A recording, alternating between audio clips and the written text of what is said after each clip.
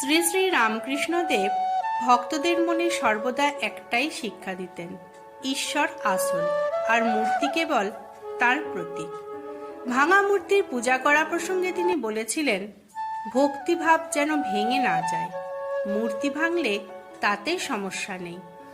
তিনি বোঝাতেন, মূর্তি যদি ভগবান হতো তবে ভাঙলেই ভগবান ভেঙে যেতেন, কিন্তু তা তো নয়। ঈশ্বর সর্বব্যাপী, অক্ষয়, অনন্ত। ভক্ত যদি একটি ভাঙা মূর্তিতেও ঈশ্বরকে অনুভব করতে পারে, তাতেও দোষ নেই। আবার অনেকে নতুন মূর্তি প্রতিষ্ঠা করে নেন, সেটাও ঠিক। ঠাকুরের একটি উপদেশ ছিল, ভগবান মাটির মূর্তিতে নন, তিনি আছেন ভক্তের হৃদয়ে। মূর্তি কেবল মনে ভক্তি জাগাতে সাহায্য করে। মূর্তি ভেঙে গেলে নতুন মূর্তি এনে পূজা করো, কিন্তু আসল পূজা অন্তরের। ভাঙা মূর্তির পূজা করলে ঈশ্বর রুষ্ট হন না, কিন্তু পূজার শৃঙ্খলা ও ভক্তির সৌন্দর্যের জন্য অনেকে নতুন মূর্তি প্রতিষ্ঠা করেন।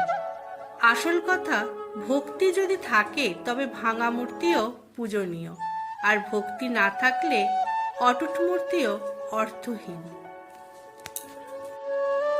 তিনি বলেন, মূর্তিতে ভগবান নেই এমন বলা যায় না, আবার ভগবান একেবারে মাটির মূর্তিতেই আবদ্ধ এমনও নয়। মূর্তি হলো সাধকের জন্য কেবল একটি সাহায্য, ভক্তের মনে ভক্তি জাগাবার জন্যই মূর্তি। একদিন ভক্তরা তাকে জিজ্ঞাসা করেছিলেন, ঠাকুর, ভাঙা মূর্তির পূজা করা যায় কি? তিনি হাসতে হাসতে বলেছিলেন, ভগবান কি মূর্তিতে ভাঙেন? মূর্তি তো কেবল প্রতীক।